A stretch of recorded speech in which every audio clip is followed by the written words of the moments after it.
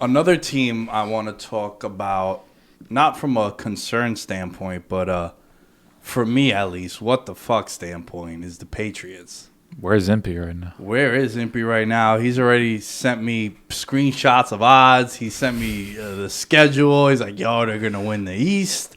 Sent me all this chaos. Where did this come from? Because, dude, I'm telling you, we agreed on this when we were on with him. There is nothing that they do that if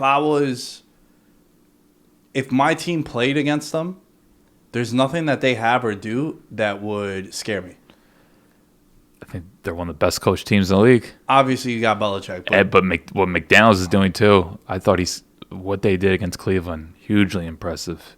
Just a lot of misdirection, how they're utilizing Kendrick Bourne, who has been completely anonymous up until this point, but the way they were running him on reverses, then getting involved down the seam, like, all right, he could be somebody. And then Hunter Henry in the red zone, like, we've been waiting to see like how they're going to utilize these pieces because they've had so many different players. And I was more excited by John Smith than Nelson Aguilar, but they seem to be kind of periphery right now.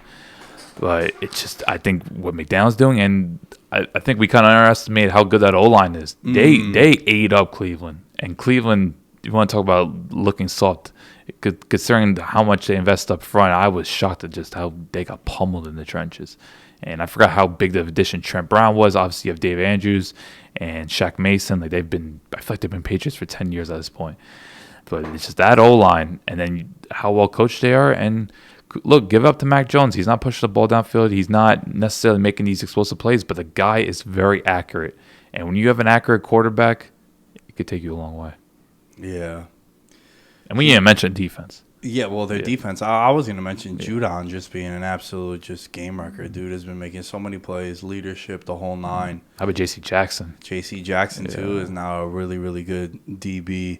I also think that they're creating pressure in really fascinating ways, like these like disguises. Like I was watching this one dude posted those like gifts that you do. Yeah, I think he jocked your style though. It's okay. You started it People first. do it.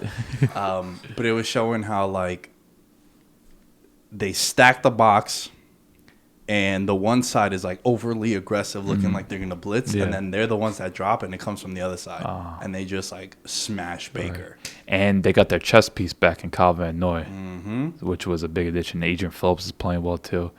And when you're playing a quarterback that gets very panicky in the pocket, good things could happen. So really well done by New England. Because I was hyping up Cleveland. I thought Cleveland would win that pretty, not definitively, especially losing Nick Chubb, but I thought Cleveland was a better team, definitely more talented, and didn't look like they belonged in the same football field. Nah, and they've won 5 of the last 6. Their only loss is an overtime loss to the Cowboys. They're on a 4-game winning streak. They have a very favorable opponent on Thursday. Yeah, they play your Falcons. Now,